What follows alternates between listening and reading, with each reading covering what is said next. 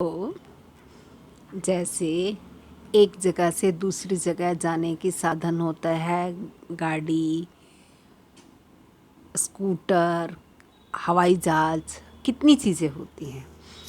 जैसे जैसे हमारी कैपेसिटी होती है वैसे वैसे हमारी आगे की सुविधाएं और साधन बढ़ते चले जाते हैं। सबका काम क्या होता है? एक स्थान से दूसरे स्थान तक पहुंचाना।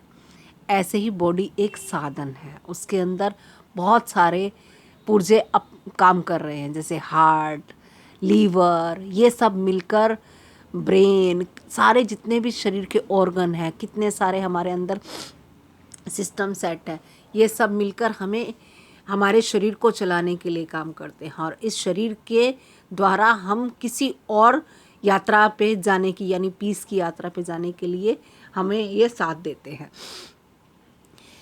अब हम लोग समझते नहीं हैं कि ये एक साधन है, हम इसे साध्य समझ लेते हैं। हम ये सोचते हैं कि बॉडी रहेगी तो हम रहेंगे, ये बॉडी नहीं होगी तो नहीं होंगे। ये अनुभव को दिलाने की, हमारी समझ को बढ़ाने की यात्राओं में एक साधन की तरह ही है। और हम भी इस ब्रह्मांड के एक साधन ही हैं। जैसे अब हार्ट के जो पल्स होती हैं, जो उसकी तंत्रिकाएं होती हैं, वो ज़्यादा स्ट्रोंग होंगी वो जो हमारी बॉडी के दूसरी जगह के तंतुओं से। जैसे अब कई सेल्स होते हैं जो रोज़ पैदा होते हैं, रोज़ मर जाते हैं, और कई सेल्स होते हैं जो जब हम जन्म लेते हैं तब पैदा होते हैं और एंड तक चलते हैं, रीबर्थ होते ही रहते हैं। और बॉडी, हर सेल का अलग काम होता है। जैसे आँखों के द्वारा देखने के लिए अलग तरीके से, कानों से सुनाई देने के लिए अलग तरीके से, ऐसे ही हमारी किसी ना किसी पर्पज़ की वजह से जन्म है। उस पर्पज़ को समझने के लिए हमें अपने नज़दीक आना होगा, इस साधन को समझना होगा कि इस साधन क्यों दिया गया है।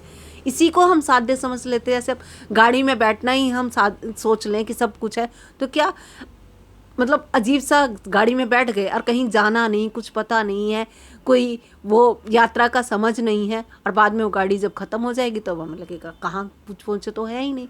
हमें जो ये लगता है ना कि हम कहीं कुछ पहुँच नहीं रहे, वो कारण ये है कि हमने साधन को साध्य मान लिया है।